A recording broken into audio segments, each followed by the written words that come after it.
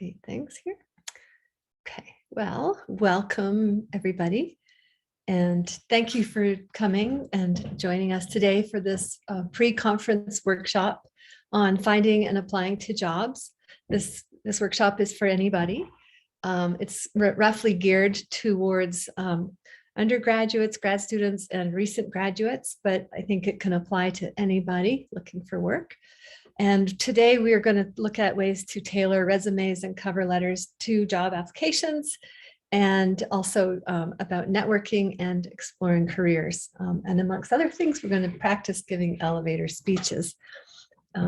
So this, as you know, is the pre-workshop to the conference, the National Association of Black Geoscientists conference. And this is a group that started in 1981 in Texas. And it has been very successful in supporting students in many, many ways, including financial to the tune of $300,000 of scholarship money. So in any case, it's a real honor and pleasure to be here, even though we can't be in person. I look forward to meeting you and talking to you. And I would like to also introduce my co-facilitator, Elise Mason. And Elise, do you want to say hi and just introduce yourself? Sure. Hi, everyone. Happy to be here. My name is Elise Mason. Sorry, a car's driving by. So I am a recent graduate with my master's in environmental science and management from the University of Rhode Island. And I worked on two graduate certificates as well, one in community planning and in science writing and rhetoric. So I try to dabble in all the things. Sorry, no, that's I didn't mean to do that. Yes, and I thank you, Elise. And so we started working together in about June, and I work at the National Center for Atmospheric Research in Education and Outreach, and diversity is a big passion of mine, and so I've really enjoyed working with people in the NABG and the conference. So today we're gonna dive in, and the first topics of career planning that we're going to cover are, if you get a book out of the bookstore or somewhere, you can see that these are some of the topics that get covered. And first one is kind of knowing yourself, and then we'll look at some examples of resumes, good and bad, and then we will talk about cover letters. We'll say kind of get to know yourself, and that's obviously a lifelong process, or maybe it's not obvious, but it is. And so things like understanding what you enjoy and what is your personality like. Are you an extrovert? Are you an introvert? What are your skills, and what comes really easily to you, and what comes less easily to you? Let's see. Just going to a few people. Okay. So things to think about too are, what do you do? You don't hear this too often, but do you enjoy working indoors? Do you enjoy working outdoors? Do you like working in a lab or modeling, working with numbers or writing? What work will feel rewarding to you? What do you care about? So for example, maybe think about, if you were not doing science, what would you do? And what career might you do? And for me, it was like social work or medicine when I was younger. And I didn't end up pursuing those for other reasons, but I ended up working in the field of education. And it's sort of a blend where I get to work with people, and it's rewarding, and it feels purposeful and meaningful to me. So, the books on careers say, basically, if you feel like it's meaningful and it's contributing, that your work, you will be more satisfied. Other things to consider, where do you want to live, and what kind of culture would you thrive in? Please feel free, by the way, to jump in with any questions or comments, and Elise, just dive in as well. So what is the difference between a resume and a CV? You've heard of both, and I'm sure. And really the difference is that a CV is used for academic job applications, or applications to fellowships and grants. There's no length limit on these. They can be 5 pages, they can be 15 pages long. But it's generally for research positions. So maybe in a lab, like a research lab or university, and then for grad school. Whereas a resume is for anything else, basically. And they generally are 1 page. For early career, they'd be about 1 page, sometimes 1.5, maybe 2. It depends a little bit on the employer. So, and you can add things also to like LinkedIn addresses and so on. So generally speaking, CV is for academic stuff and resume is for everything else. And again, jump in if you have any questions or thoughts. So you'll know that you got to see that people who are reading these things, they want to see evidence of your skills and not just a list. Because anybody can write down like, I know Python and I write well, but they want to see some evidence of what you mean and what you've done that would actually show that that's true. So for example, rather than just bragging generally, you might give examples and say, while I was in a course on groundwater hydrology, I was involved in a group project working with 3 people on solving some problem, and collaborated well and did problem solving skills and we used this software and that software. So in a resume, that'll be more brief, but in a cover letter, you can go into it some more. So then if somebody hears, oh, you worked on a project, it sounds like you work with people and you know how to do a team project and collaborate, and you use those softwares and programs in that project. So it's better than just saying, oh, I know how to do this. Employers actually look not just for the technical skills. The more you go to panel discussions like job panels, you'll find out from people that they really look for these other things, and leadership being one of them. What is leadership? Well, it's kind of things like going above and beyond, volunteering for things, having, doing the right thing if other people are not, like being an influence, helping people, having a strong work ethic. It all kind of comes under leadership. But you'll notice that the technical skills, they've got them in the right column here, but they're still very important. But these other things, they want people to be able to be good citizens of the workplace kind of thing. And by the way, Aditya, anyone else, please chime in if you have thoughts on this. Okay, so let's take a look at some resumes. There's no better way to know how to write your own resume than to read other people's resumes. And same goes for cover letters, because you start to see what you like or you don't like. So here's a resume, and I'm going to ask you to, a couple of you to maybe unmic, like turn on your mic, and tell me just at a glance, without even reading anything, what do you think and why? How does it strike you as a resume? And I might volunteer you if people don't volunteer themselves. Hopefully you don't mind. I think it could be formatted better. It's like centered and kind of hard to follow. That's right. So the layout is a little bit confusing visually, isn't it? Yeah, I think the centered, it looks neat, but it looks congested. It feels like a lot on one page. Yeah, I agree. And it kind of also reminds me of a poem. Like that's what I think of when I look at something like this. Congested is a good word for it. So you want to make things as easy to read as possible. And somehow it's like, it just becomes too chaotic, I think. I agree with you. Okay, let's go to another one. So here's one that has a lot. It's actually on the web. I got it. You can look up examples, good and bad examples. So this one, I want to point out some things first, and just so that I'll give you my opinion. Okay. First of all, don't put curriculum vitae at the top. Put your name. And then I would avoid putting your street address. I don't believe it's necessary. I think you can put your email, your telephone number and your LinkedIn and maybe the city or and state. Really shouldn't be putting your birth date or your gender or whether you're single, and have an email that's more professional, like cool guy 007.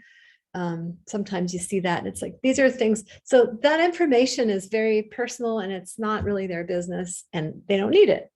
So they've got this nice personal profile, and it's a fairly generic, but and people are now using these more and more, but they'll call it a summary. Then under education, I just want to point out that they're including nursery school, primary school, secondary school. Obviously, you're not going to do that. So in general, you don't even include high school unless there's something really stellar about it that you want to include.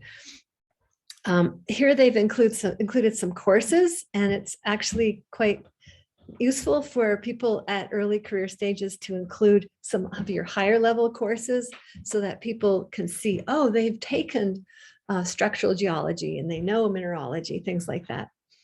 What do you think about, okay, just asking you a question again, please. Oh, sure, go ahead. Kind of along the lines of what you just said, if you're someone who's left school and is maybe a year or two in their industry, but still kind of early career individual, how do you include things from college? Do you not include things from college? Oh yeah, definitely. I mean, first of all, you want to include the college degree. Yeah, of course. Right. And then more so like work experience and things like that, internships. Yeah, I mean, I think it's helpful to list it, and even near the beginning, and just to say, you know, this is my education, and you could put a one line of, you know, what your project was on, or, you know, what you kind of emphasized, because sometimes the name of the department doesn't really tell for somebody. And then, yeah, internships, you can put relevant work experience and include internships and a variety of things. And even if you have had jobs like working at Target for a long time, you know, those are skills that you have that you should advertise. It may not seem relevant, and you could include it under something like leadership, under a different section, like that you were responsible and, you know, reliable and that kind of thing. But it does go under work experience too. Mm-hmm.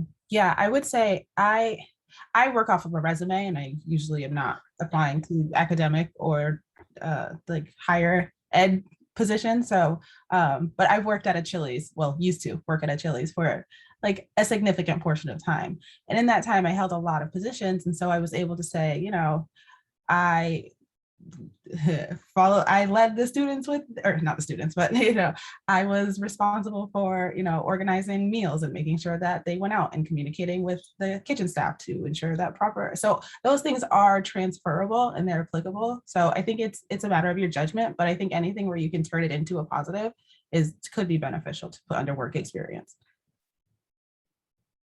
Thank you. That's yeah, I like that a lot. And so if you look at this person's work, I mean, it's a pretend resume or CV, but, you know, they're not giving any detail about what they've done. They just put IT assistant, and it's just not enough information. So they're really shortchanging themselves. So you really want to add more. Generally, when I see people's resumes, they don't have as much information as they could. And they could brag a little more, if you know what I mean, and describe. As far as things like hobbies goes, so this needs more information. I would skip using the heading hobbies and instead turn this into things like, you can make your own headings, okay, on a resume. There's no rule about it. So you can have headings like community work or leadership or communication experience or skills, leadership experience. And that can include things like teaching Sunday school or being a coach on a kid's, you know, basketball team or something like that. Those mentoring a kid in the neighborhood. Those are valuable skills. So hobbies just sound so trivial, but actually all of those things require effort and responsibility and so on, and skills. finally, skip putting references on. They will ask you for references if they want. It's a waste of your precious space. Steve, did you want to add anything? I would just say instead of putting references, at least indicate that references will be provided on request. Thank you. Right. And that just takes one line. Correct. Okay. So now what do you think about this one?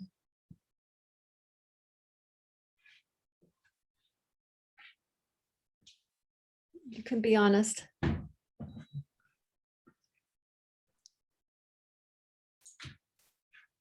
Are pictures a good idea on a resume? Pardon me? Pictures? Pictures. So that's a great question. You know, in Europe, they do it. They all do it. Germany and wherever they have pictures. Here, no, not so. Like people, I don't see them ever. And so it's not really done, I think you could say, in the US. And there's some advantages to that, especially when biases come in, and should it matter what you look like, for example. So I would say no, you don't want to put a picture.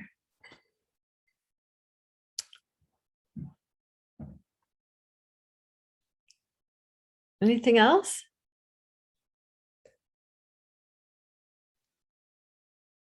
Rosia? I've heard, I like this, I think this is visually interesting, but I've heard from like recruiters and things that sometimes the simpler formatting is easier for their like automated systems to recognize. Like a lot of stuff goes through like some type of scanning, high level scan. And so if the formatting is unfamiliar to that like software, it will like kick it out. Oh, that's so And I don't interesting. know if that's true or Yeah. how. Right. Yeah. Yeah. And I think generally if you're in the area of like graphic design, sure, you know, but in general, like especially academia, and I can't speak for industry, but I think people like the sort of old fashioned black and white. And as you say, like across the page, not in columns. This sort of to me looks more like a pamphlet, like a flyer, you know, or a page of a book about people who work at whatever place. It's not quite as easy it's not in a familiar format, even though it's, you know, sort of pleasing to the eye. And you miss out on, in this case, we're missing out on a lot of information about this person. You know, what are his strengths and experiences in, well, he's got skills. But in any case, so yeah, so that's just another one. Here's one that is a decent example, I think. And so it has a first name at the top, last name. It has telephone number, the town, the email, and a LinkedIn address. You could use other things too, Twitter, whatnot. Probably a lot of people now are using a summary, like kind of short, maybe 3 lines or something like that, where you really pack in what your skills are. Okay. Then often people start with education at the top, but the longer, if you're in industry, that might go below work experience.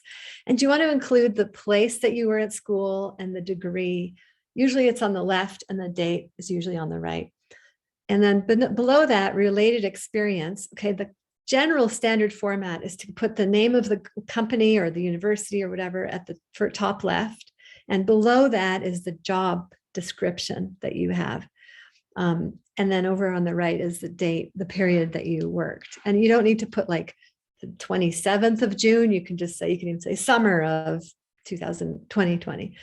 And then you notice that here, what they do a nice job is, okay, the sort of rule of thumb is start these points with a verb that really shows you were doing something, but then write about your accomplishments and not just listing like skills. So here it's like contributed to the development of the Baltimore State of the Harbor report card, or down below, collaborated with teachers to create and implement new courses and curriculum ideas, which included the canoe classroom.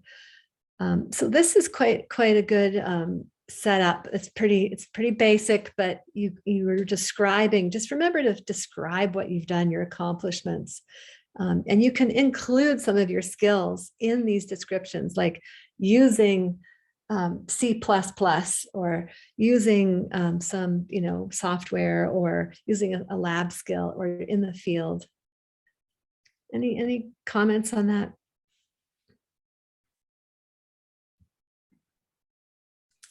Here's the last resume I'm going to show you is this one. It's just an example from the web. And I think it's quite good. The summary to me is a bit too long, just my impressions, but I like that it's got some core competencies identified, and then the work is really well described.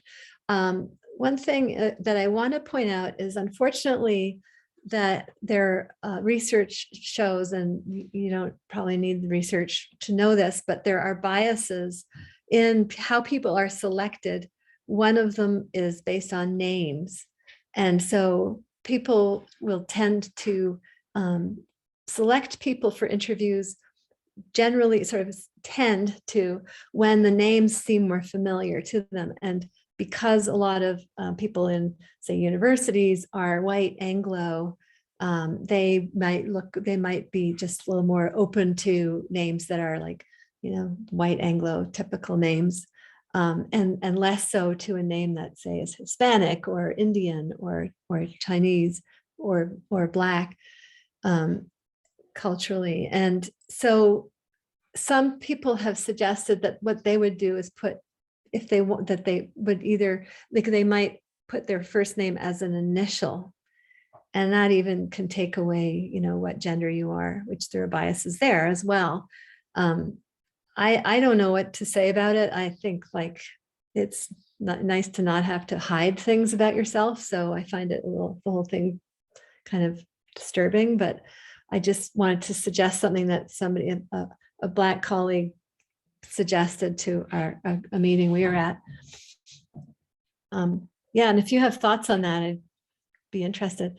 And then biases in letters of recommendation, and we will share with you some materials, but there are really terrible biases in letters in favor of men, in favor of white men, white Anglo men, and changing how people are framed when they are not a male or they are not white.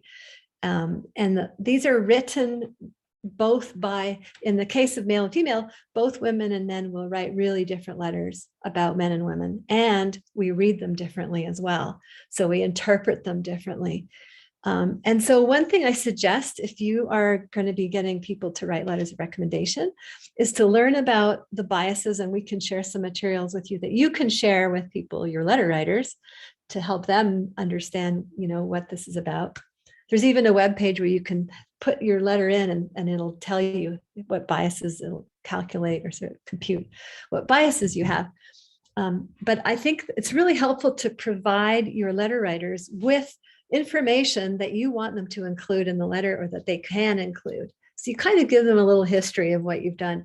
You want to make sure you tell them about every single job you give their name for, because it's kind of disconcerting for people like me to get a phone call saying, oh, we're calling about a reference about Rocio. And I think, oh, I didn't even know she was applying for a job. And then I have to say, so what is the job? And then if I haven't heard from Rocio in 5 years, then I'm thinking, now, how do they fit? So you want to keep in touch with people that are your letter writers, as well as give them content. Steve or Aditya or anybody else, or anyone else want to chime in on any of that? So Val, what you said was very, very important, because there has been also studies, I was going for an NSF grant, and NSF webpage had a bias thing, like selecting grad students, how names, how there was like 8,000, surveys done on this before they actually provided the data. But again, the white males were chosen, and if a white female was chosen, the salary was less than the male that was recommended. So there were biases that was all over, and NSF also recognizes that Yeah, thank you. Yeah, that's interesting. I didn't know that NSF was, putting it out front like that, which is great. Yeah, the startup packages for faculty are different. There's a way of we read we read people and we think, well, you know, we have biases. It's like, oh, well, he must be a responsible family man. Oh, she's distracted by her family. You know, there are all these double standards like that. So yeah, thank you, Aditya. Elise, were you going to add anything? I was thinking about it. I wasn't sure if Steve wanted to add something as well, but Yeah, I was just going to add in terms of the students and your social network and your professional network here, that it's very important to maintain that contact, as Val said. And I have students that ask me for letters. I have one student left here about 6 years ago, and he contacts me all the time when he applies for a new job and sends me his new resume, updates me on what he's been up to and whatnot, and tells me what he's applying for and sends me a link to the application so I know what they're looking for and how to sort of craft my letter for him going forward on when he applies for new jobs. And I really appreciate that he does that, and he shows the maturity to maintain the network with me as well, you know, to keep in contact with me from time to time and let me know what's going on. Yeah. It's hard work to do that, but he does a good job of it. Yeah, it's constant. You have to do it constantly. And I agree. And thank you for relating that. I can tell you that not very many people do that. And I mean, one thing you can do is, like, for example, if you're at a conference or something, you can send a PDF of your poster. Like, let's say you're giving a poster, a talk here, send a PDF to people who are your letter writers and say, hey, just wanted to tell you I'm at the NABG right now. Just gave my talk and it went well. Here's a picture of me on the Zoom call, you know, and it's like, it keeps you alive in their minds, and it helps them be excited about what they're going to write letters about. Plus, if they can be mentors for you. So here's some common, so now moving into some other things. Here's some common mistakes. So you think that it won't happen, but it does. Like typos can be just a real turnoff. Again, listing duties instead of your accomplishments. One that is very annoying, I find when I'm reading resumes for whatever job that I'm helping to choose somebody for, if it has way too much information that's just not relevant to the job, and I have to really sift and sort through it to find the information that's relevant to the job. Having too little information or too generic, and then again, the poor layout. And here's some of tips that I wanted to throw out there. So choose your own headings to highlight things, like remember hobbies, you want to turn those into various skills and experience. Then you want to prioritize the sections according to the job. So if it's a teaching job, prioritize those skills. If it's a programming job, you know, move that up in your resume.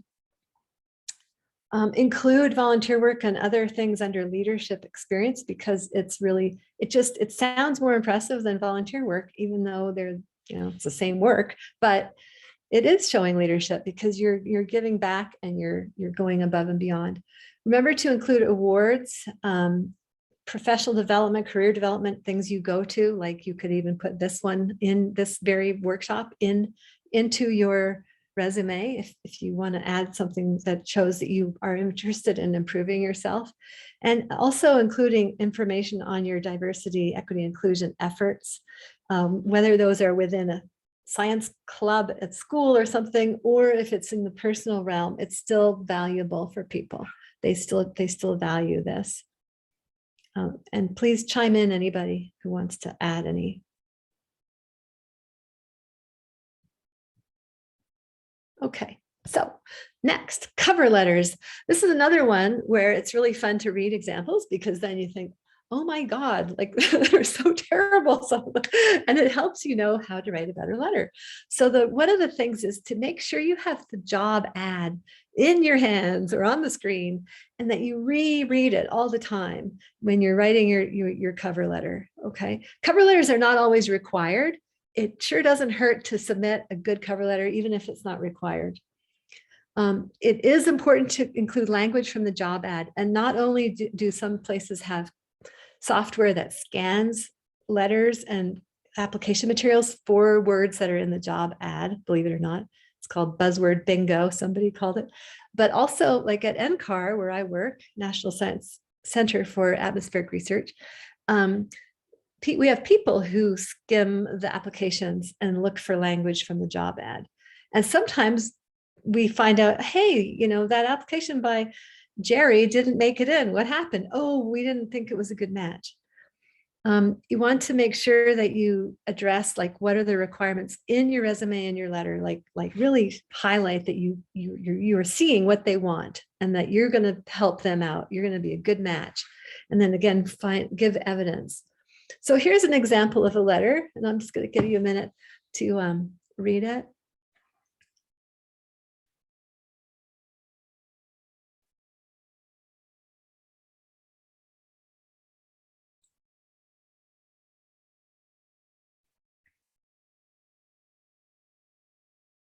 And when you are ready, just unmute your mic and dive in if you want to make any comments about this letter. What would you change, or what do you not like, or what do you like about this letter, cover letter for a job application? So for what I know for cover letters, is not necessarily, you're not supposed to say, oh, read my resume, or like, refer to your resume in a sense of like leaving details out. I've heard cover letters are more of a way to go more in depth in your experience, to complement your resume and not necessarily explain why you're good for the job, but get more into detail about what your skills are and experiences that you've had that do apply to the job. Oh yeah, thank you. That's a really, really good description, I think, of a cover letter. Yeah, the first cover letter I wrote of importance in my life, I think, was I basically repeated everything that was in my resume, but then I rewrote it and I really tried to speak to what they were looking for and kind of providing the information that's not in the resume. So kind of what you were saying. Thank you, Diana. Anyone else? Is it a good letter? What would you change? How about who it's addressed to? Could you change that? Would you change it?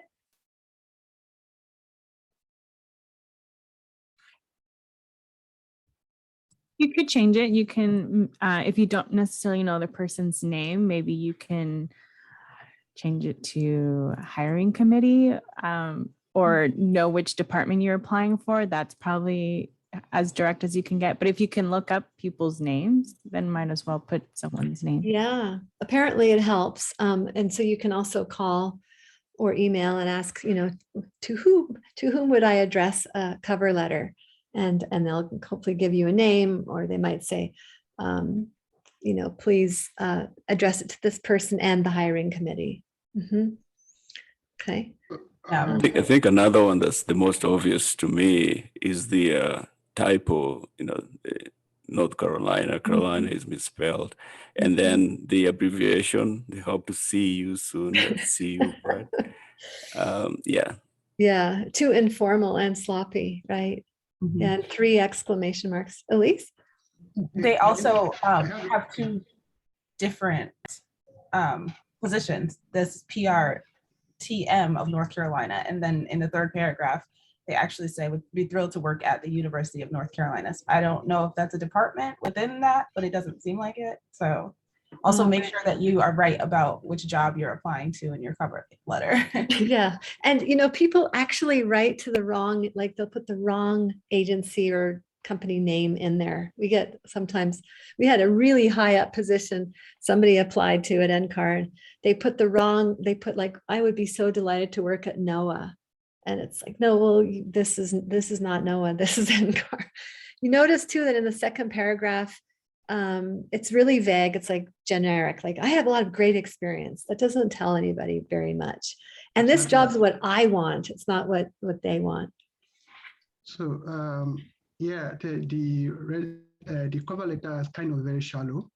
So it doesn't really specify the skills as applicable by as regards to the job. So it just says, as my resume shows, I have a lot of great experience. It's not really detailed, it's kind of very shallow. I don't think right.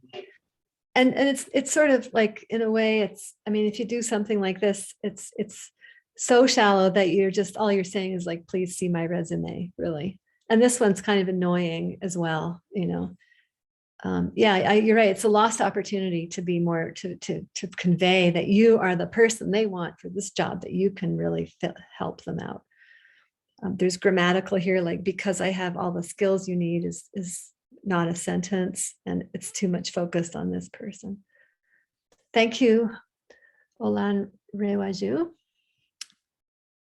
So a bad cover letter, just in summary, might have the same content as exactly as a resume. It might be too generic, have typos, focus on how great this is for you, and it doesn't really say what you can do for them. And here's a piece of data from some study that half of the recruiters will reject a generic letter if you're sending out 400 letters to jobs, you can't customize them and people can tell, you know. So here's another one. See what you think about this one. Dear Mr. Williams, recording and analyzing data from marine biological procedures is just one area where I excel. Extensive experience in planning and undertaking lab-based experiments and research activities is my forte. Bringing this forward, I would like you to consider me for a marine biologist position at Resourced Earth. Let me highlight some of the areas of my expertise. And they have these bullet points with some details about what the person's done. And then with a vast plethora of information regarding the behavior, et cetera, I am positive that you will find me to be a great contributor in both the research and experimental areas. I will be in touch for a meeting time soon, and if needed, I can be contacted. Well, have at it. What would you criticize in this one?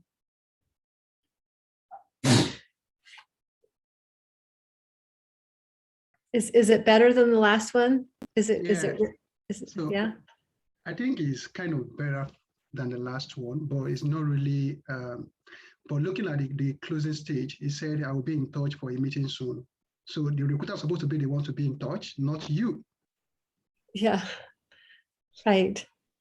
So it's more like a command tone, like, you know, so it's better than the first one because of some details, the skills and stuff there, but it's not really, hasn't really captured the whole thing that it's supposed to be. Yeah, I agree. And it's a bit like repeating the resume with those bullet points. It's also bragging like vast plethora of information, like they're so knowledgeable. It's kind of a turnoff. And you will, you know, I'm positive you will find me to be a great contributor. And then being a little bit too pushy, like I will be in touch for a meeting time soon. That's too pushy. You don't tell them that you're going to contact them to meet. You say, please contact me. Any other thoughts? Well, the part you will actually skip, you know, that part is even more interesting, leads to that plethora of data. Conducting species inventory and testing and monitor sea creatures exposed to pollutants. How? And then collecting and testing ocean samples and preserving specimens and samples of unknown species. I mean, he's vague all the way through. That's true. With plethora of vagueness. Yes. Yeah, that is, you're right. You're right. See, I got fooled by it a little bit. It's just, it's equally bad. You saw the buzzword. They hit all the, you know, you saw conduct, collect. You're like, Yeah, oh, exactly. I was like, okay, yeah, they do something. That's I right. agree. Very Yeah. bad. I do Equally think bad. sounds like the CV is the best, or sorry, the cover letter is the best place to address like the actual like job posting outline, like expected requirements, right? And make it really specific versus like your resume Yeah, being I very think so. like, Well, I you know, think it's it's your really, experience. So you you can know, address the points that are made in the job posting here. yeah, and you know, they might say no cover letter, in which case you have to do it in the resume or CV. But I agree, and basically the first paragraph you want to kind of say what you're applying for and who you are, and your enthusiasm can be really short, and then you know, then you want to start addressing what they're looking for and giving evidence. So you might have like 2 or 3 more paragraphs and say, you know, in terms of, and then list the things that they're looking for, like experience researching the oil beds of, you know, off of Texas. You know, I have worked in da da da and give examples, and I collaborated with, and you know, pull in the words from the job ad into your, and start with the paragraph like that one is the meatiest. First one is like, what is the main thing that they're looking for? And then the second paragraph could be like secondary importance. And then, third, the length of the letter, people are always like, oh no, people sort of say the same about letters and about resumes. It's kind of like somewhere around 1 page, sometimes longer, depends on the job. So in a good cover letter, you want to really give examples and show your interest. Use the terms like you wouldn't know, maybe you shouldn't, but you should use the terms and the language from the job ad. Try to really figure out what that, like, research the place you're applying to and see what do they do. Like if it's a department that you want to go to grad school, what are their Friday seminars about? Is it about climate change? Is that something they really care about? Then connect with that. So one thing too, I just want to point out, if before you apply for something, think about, is it a job that you really want? And if you got it, would you take it? And maybe you just need a job, but if you really don't think you would like it, then maybe don't apply to it, because it kind of stinks if you end up getting it. Let's see. So bottom line is tailor your materials to the job. Okay, so part 2 is we're going to do networking and elevator speeches, and then some tips on finding jobs and exploring careers. But first, I'm going to suggest let's see, is 5-minute, 10-minute break for, how about a 5-minute break? Does that sound okay? Yep, we're pretty close. Okay, cool. All right. Okay, so, all right. So what about networking? You always hear people say, oh, it's the thing you got to do, network. It's like, well, what is that? So it really is building relationships. It's a bit like what Steve was talking about, how having a student call, email or call, every year or whatever with a photo or a bit of news about, or, I'm applying for this job or this scholarship. That is maintaining the relationship in your network. And you can rely on people who are faculty, professionals, each other, peers. Peers are a wonderful source, and people in the community.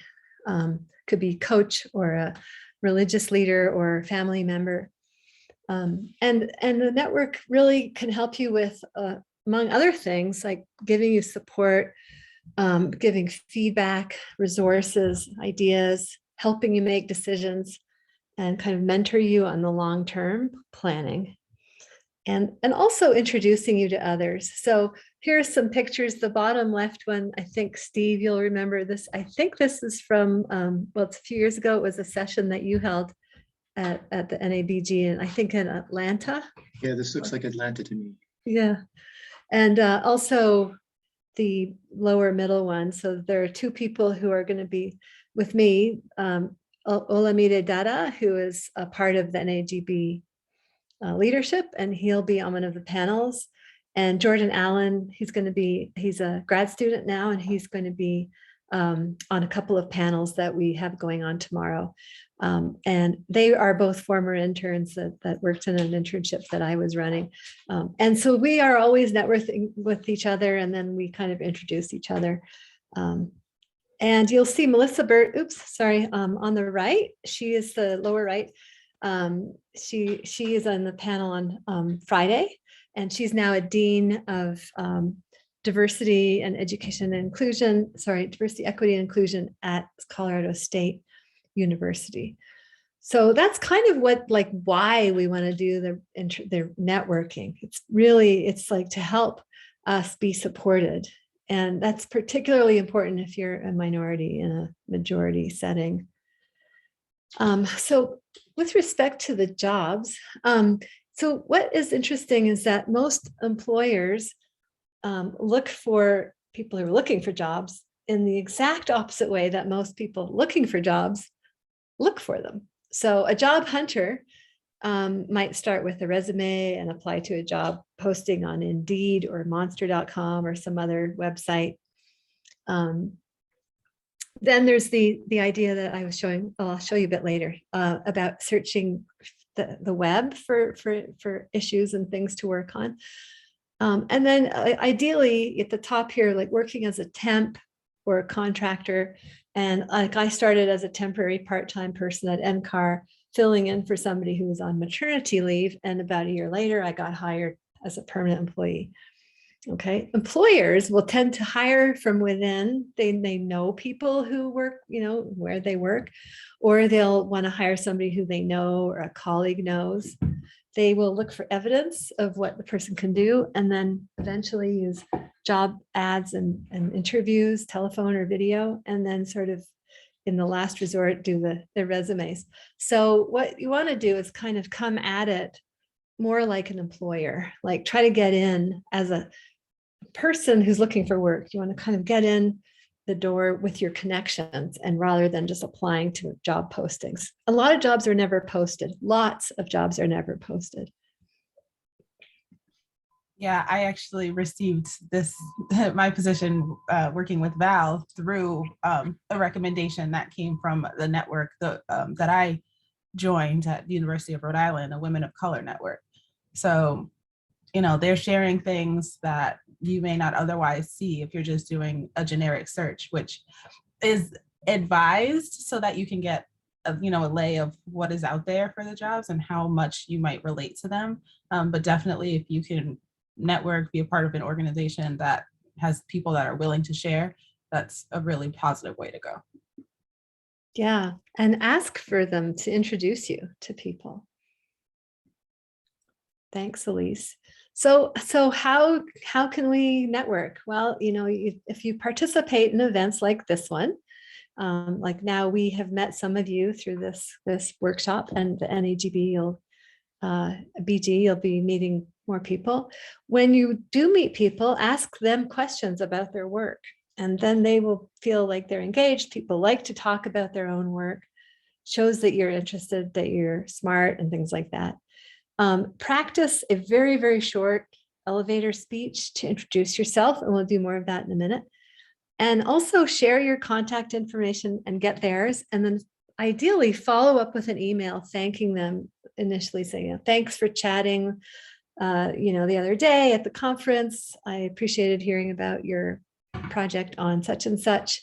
And, here's my resume, or here's a project that I did, poster, and I look forward to keeping in touch. It can be just as little as that, but you're building a network. And then if later you write to them and say, hey, I'd like to learn more about your project, or, I'm looking for work, then you've got that little connection. So here's a recipe for an elevator speech. So what I'd like you to do is to take a piece of paper or, something in your computer where you can just write down a couple of points, and even just some keywords or sentences. So you want to start, basically the layout of an elevator speech is to introduce yourself.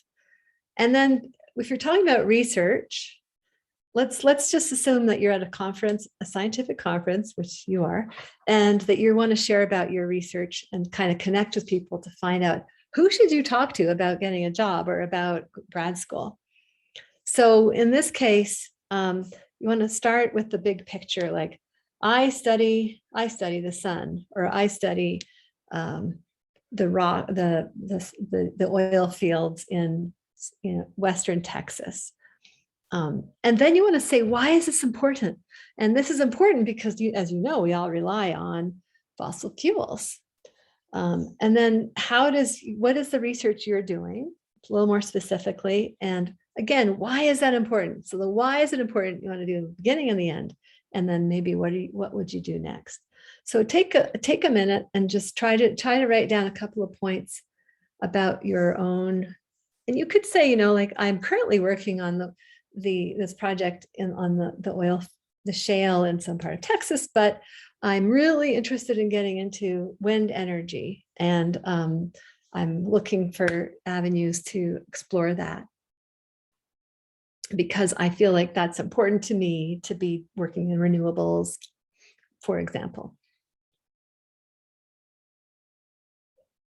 So you want to assume that you have a smart listener someone who wants to tune in, but someone who doesn't know anything or not very much about your topic. Really avoid jargon. It's really hard to avoid jargon because it becomes language to ourselves, but it might be totally unfamiliar to somebody else. And don't get into the weeds. You only have 30 seconds or 45 seconds. You can't really get into it.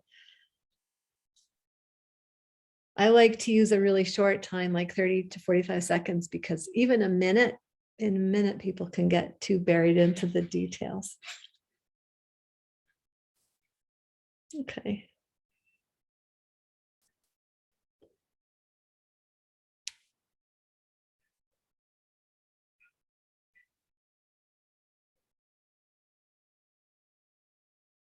And, one example, I'll just give you an example. I had a student, an intern, and I was, had in workshops, and she gave her elevator speech. The first speech was something like this. She said, I'm working on designing a frame for a lens in a telescope that will be used to look at the sun.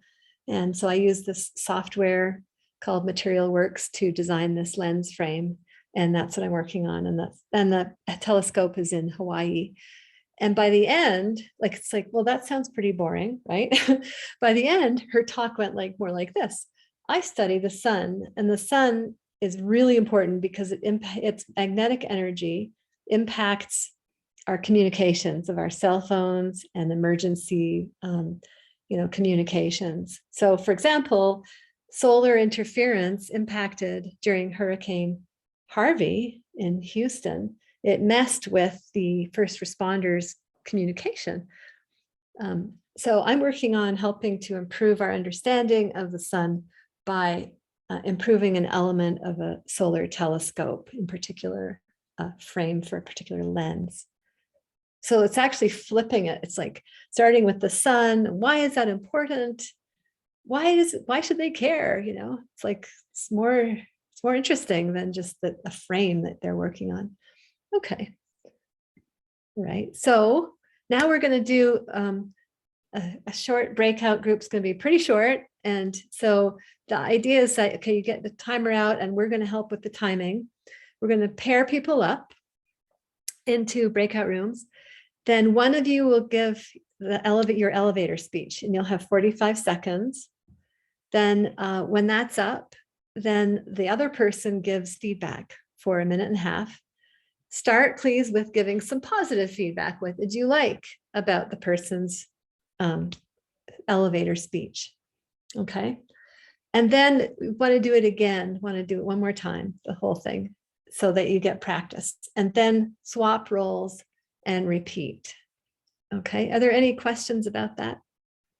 Okay. So the last section I want to talk about is exploring jobs and careers, what's out there. And so one thing to do is to join email lists that share jobs in fields that are of interest to you. One of them, there's one called the Earth Science Women's Network, and you don't have to be a woman to join this job network.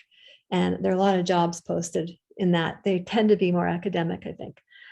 You can search Twitter. I would get onto Twitter if you're not, and you can search for jobs there. It's more timely. People will present things like, hey, I need a field assistant like now. And, then you get it right away. So there are some right there. We can share we'll share these slides with anybody who wants.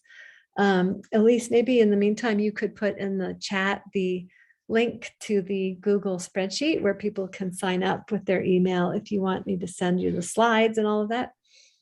And then searching the big job sites, you can find actually pretty cool jobs on them if you have some good keywords. It's good to play around with the keywords.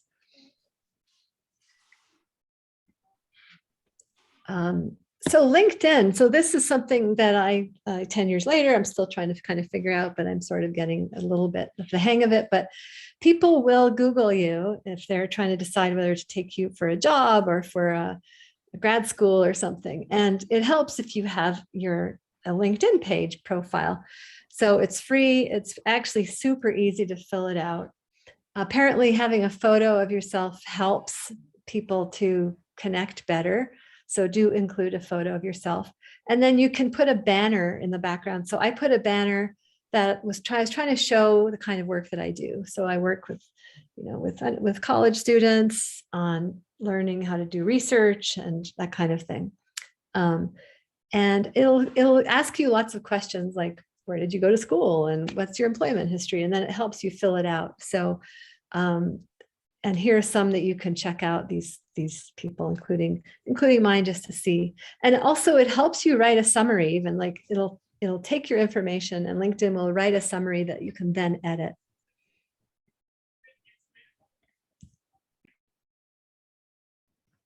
So one thing that, academics are, unfortunately, we're not very well informed about jobs that are out in the world, but we sort of talk about the jobs out in the world outside of university as the alternative career path. But actually, numbers wise, academia is the alternative career path. Very, very, very few people end up becoming professors. And the good news is that most people in the sciences and STEM fields are actually really happy in rewarding jobs that are not in the universities. And so that includes sectors like the government and private sector, local government, federal government, private companies like environmental consultants, industry, insurance companies. And some of these are really growing areas of employment. So ever since I stopped working at a university, I have been trying to educate myself about what jobs are out there because it's hard to find out. So I have a good tip. We have a good tip for you that I'll show you in a minute. So at the same time, so what you want to do is like, even though people at the universities might say, oh, you're going to do a PhD, aren't you? Oh, you're going to do a postdoc, aren't you? It's like, well, even if you decide you do want to do those things, make sure to be aware of what else is out there, because even if you do the PhD and the postdoc, there's no guarantee that you will get a job in academia. So you want to know and be comfortable knowing that there are other jobs out there. Also, it's really valuable to do other kinds of work like volunteer work, teaching, being on committees, things like that, because it is great for networking and it's great for your resume. And it's a way that people see that you have these skills of organizing things and working with people. Does anybody want to add anything to this? Elise or anybody?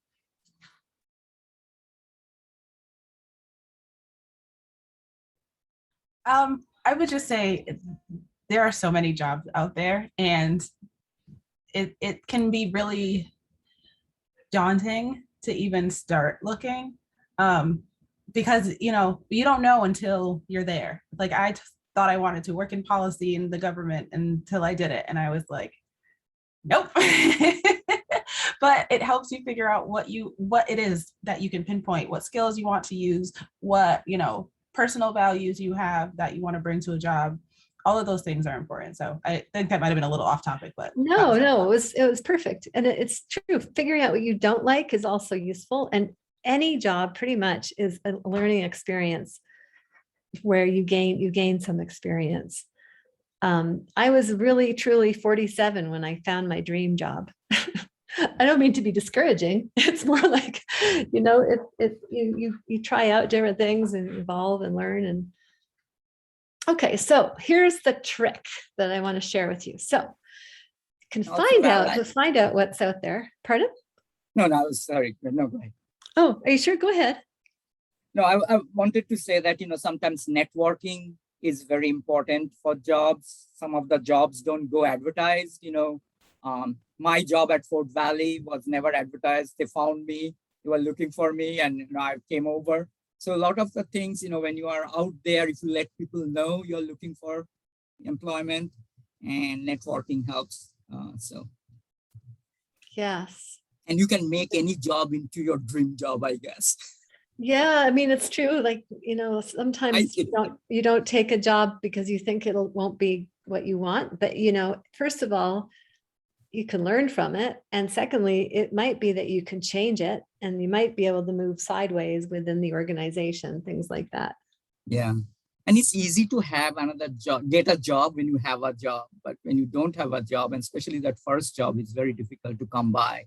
And especially if you have visa restrictions, if you are a international student here, like I was, I didn't have all the choices that my American friends did.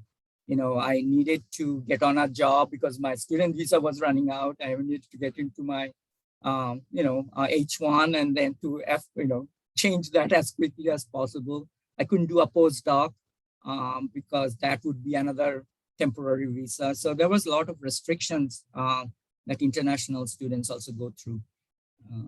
Yeah, that's right. It's hard. But I agree with you. It's like, take a job and then you never know, like you might be able to turn it into something if you're not that sure you like it, or, I mean, it's early days, you don't really know what you're doing, but you're learning and you kind of like the people you work with.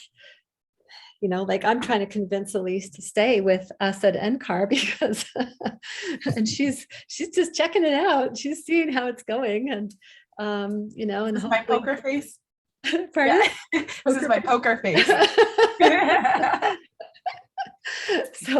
So she's, we're trying to give her learning opportunities and then listen to her about what she wants to do, and then hopefully we can, both make her happy and help us out. So here's a way to find out what is out there, because I get it that, when you're in university, you just don't hear about what's out there, like what jobs are out there, unless you're really lucky and you have a department that has a Friday seminar with alumni coming back every week to share their job experiences. So here's the deal. Go to the web and you put in the area of, can you see my mouse, by the way, or not? You can. So up here in the search bar, put in, this is where you want to mess around with, try out different words. So I did try out a few different words and I eventually landed on coastal geology, Texas. The big trick is to click on the news tab, not the all tab or not the images or maps, but the news. And what comes up are articles. So for example, here's one about Port of Corpus Christi in Texas wants to be a CCS hub. I had to look it up. It's carbon, I can't even remember now. Carbon something storage. Is it capture and storage? Yes, capturing carbon or carbon capturing storage. So there's that one. And then there's some about Hurricane Ida, supercomputers. So then down here, sinking situation in Houston. So these are current issues with people working on them. So now I'm going to click on, I'm not live on the web here, but I'm going to go to, I got a screenshot of this top one and here it is. So I'm going to now go to that link and here's the link. And you can see that it's about decarbonization and it mentions a person. So now I can look up this person and see where they work. Is it appealing to me? Try to find out more about this project. Do I want to live here? And then it's about this carbon management and capture, like, oh man, this is super cool and interesting to me. I want to find out more. And maybe I'll reach out to these people, this person, and say, hey, I read about this project. I would like to learn more. Can you tell me how you're doing such and such? How did you decide on the threshold, or where are you getting the funding, or whatever? Get a conversation going. And, you want to introduce yourself. I am a grad student, I'm an undergraduate student, whatever. And, but maybe don't ask for a job in the first email. Just thinking that's probably a good way to go. Just want to develop those connections. And you also have that this is from a study from UT Austin.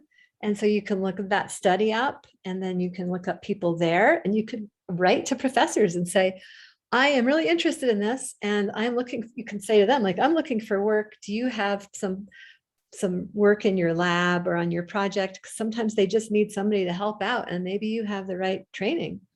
Okay. Here's another one, a sinking situation in Houston, Texas Gulf Coast. A recent report says geology and groundwater pumping have created a perfect storm for sinking cities. So click on that. And here's the beginning of the article.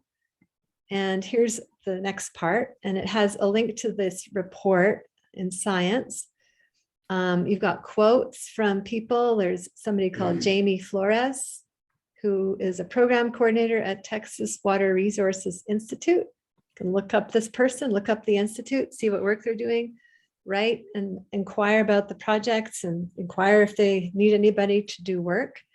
You never know, labs. I got myself a postdoc doing that just by emailing a professor, former professor, and saying I was looking for a research job. And he had some money and a project. And here's Lucas Gregory, another person. This is, groundwater. Okay, so you start to get a feel for what's the problem, the topic. And if it interests you, dig in some more, look some more. And so I looked up here, Jamie Flores, and then that article at the top here, I looked that up and it's like, here it is. It's a science article about mapping the global threat of land subsidence. So you just kind of dig deeper and reach out to people, and they love to talk about what they do. And they also love to help out and give back and connect with young, energetic people. Okay, so that's just a tip I want you to remember is the news thing, the news tab, okay? Now, I think this is the last thing, is jobs with the federal government.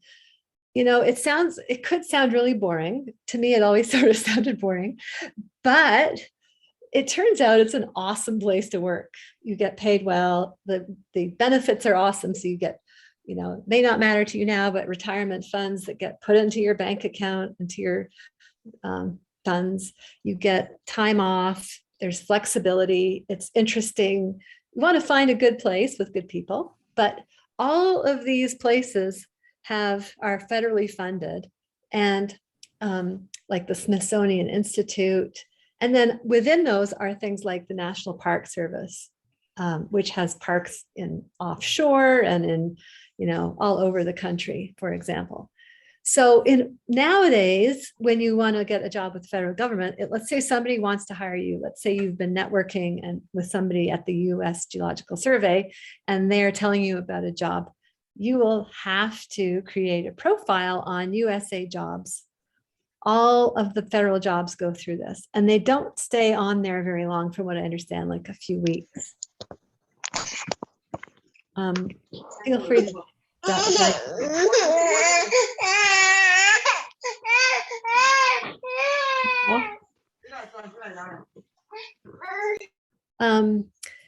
so there are many agencies that are participating in the United States Global Change Research Program, for example, and you can look that up some more. You want to do that and I'm going to actually, Elise is going to put in the chat, she's going to upload a couple of one file, which is a guide that NOAA made, National Oceanic and Atmospheric Administration, for undergraduate students and grad students for preparing one of these USAJobs profiles. So in the chat, you'll be able to see that file, and we can send these to you as well if you sign up. And then, so that's the first thing, is create your profile in USAJobs. And then I'm not going to go into detail here, but this is a slide that Gina Mason, who's from NOAA, provided, which has, and she gave a talk about this, like how do you find a job on USAJobs? The different government jobs have different like labels, like G12, G13, and different pay scales and different experience. But it says most important, review the vacancy questions. And then it says, do that before writing your resume. And I've heard this before, like when you're talking about your skills, if they ask you, rate yourself in terms of your abilities to, let's say, do statistics and statistical analysis. Answer on the high side. People say it's a good idea to answer on the high side so that you get selected. And generally speaking, women will rate themselves more like as less qualified, even if they have the same qualifications. So just remember to promote yourself and be confident that you can learn it also. It says incorporate questions and the questions and your answers in the resume. This is how you will be scored. Sometimes you can determine which answer is the higher score. I have not done this, so I don't really know what this is exactly talking about, but this will be available to you, this slide. Now, there's another thing, which is that contractors are a huge employer for the federal government.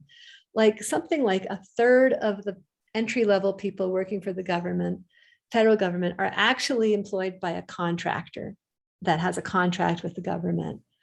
So we have a list of contractors that work with NOAA. And so Elise is going to put that in the chat for you, a file. I think you can upload files. So let's see. So anyhow, so you want to do is kind of have a connection with an office. So a specific office, and then ask them, like if you're talking to some geologists at the US Geological Survey, ask them who, which companies do they contract with? And then conduct informational interviews, which is basically where you call and ask, or you email and say, can I please have a conversation and to find out more about what you do? And it's giving yourself a free interview, but it's also, giving you information about what they do and whether it appeals to you. So again, we'll share these with you. I saw in the slides, Namika said, Valerie, you just inspired someone. Is that you? Hope so. All right. You said you found your dream job at 47. So I said, that's why I said so. I'm sorry, I didn't quite catch it. Oh, at 47. Oh, at 47. That's why I said so. Okay. Well, thanks. That's good to hear. Okay, so just I just wanted to double check if that link worked for anybody or not. I just wanted to double check before I added the other one. Did the last one? Yeah. So it's a document, but I just wanted to make sure. It's not opening. Okay. Yeah. So I don't know if you can upload or not. Sometimes I've been able to upload my computer. I'm going to just try and do that. Yeah, because mine downloaded it to my computer, and then I was able to open it through Microsoft, but I don't know. Okay, thanks, Bob. Oh, okay, yeah, okay, good. Thanks for asking.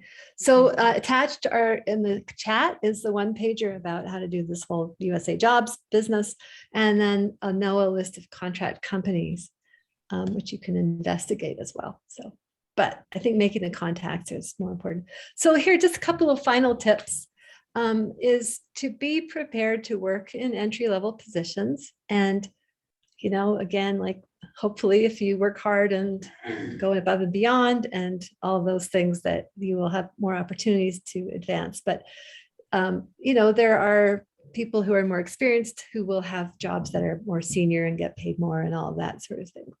So it's just normal. It's normal. Another one is to use your first jobs to really develop those transferable skills that we talked about that are like the communicating well and collaborating and being responsible and things like that. If you do shortcuts or you're sloppy or whatever, you never know what's going to happen. Like somebody will say, yeah, but they didn't really do a good job on this thing. Or they might say, oh, they always put in so much effort and they're so conscientious. People do notice your effort. And for example, you have all stuck through this workshop, which is awesome. And I appreciate it. So let's see. And then finally, oh yes, to develop other areas of expertise and skills. So for instance, I was talking to a man, Peter Neely, who works at the Weather Channel. I think it's called Weather or something or other. And we said, how many undergraduates with meteorology degrees do you employ per year? Peter said, we employ 180 undergraduate, like graduates, people with undergraduate degrees every year but only a handful have meteorology degrees.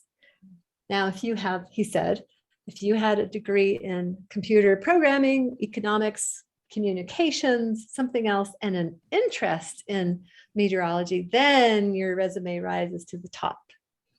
And I thought that was pretty shocking. And meteorology is very narrow, actually. But the idea is like, if you can learn, more statistics, for instance, and maybe some finance or graphic design or something else, these things come into your job. I get to do photography. I get to do simple graphics. I get to write proposals and write articles and to run workshops and things like that. So these different skills are really valuable. And just some final tips. Like it's really important if you're sending an email that's important to read it a few times before you send it. It's amazing how much you can clarify when you edit. And also initiate meetings. Like if you're in grad school, initiate meetings with your committee or your advisor and make it regular and frequent. Offer to organize seminars. And then finally is like email people after the meetings, and not only to thank them, but to say, okay, this is where we're at, and this is what I said I would do, and this is what Elise said she would do. And it really helps you be kind of organized. And then, oh yes, sorry, the connections. Update your LinkedIn profile or make one, and keep your social media clean. So, like if you're partying or something, put that on a different account than what you might have available to with your regular name, for example. Or better yet, don't put it on there. So here are our contact emails. And just one last thing I want to say is that's really important is to look for kind cultures. Look for places where people are happy working, where they like the people they work with. It makes a huge difference. You can have two jobs that are identical, and one can be like a toxic workplace with horrible managing, and the other one can be just fabulous, same kind of work, but totally different experience. I had that experience. My previous job, I really didn't like the environment, and now I love where I'm at, and it makes I'm so much happier. So I think it's important, particularly when you're talking about being a person of color going into a majority white space. How do you navigate that? And we have a panel on tomorrow. Elise is on it. Actually, the second panel is called Navigating and Finding Support in Majority White Spaces. So yes, looking for kind, supportive cultures. So that's all from us. Does anybody want to add anything? Like, I really appreciate Aditya and Steve.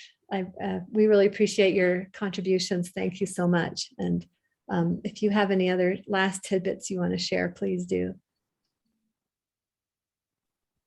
You did great, Val. You covered it all. It was a great session. Even I learned something. Oh, good. Yeah. Very good. Thanks to Val.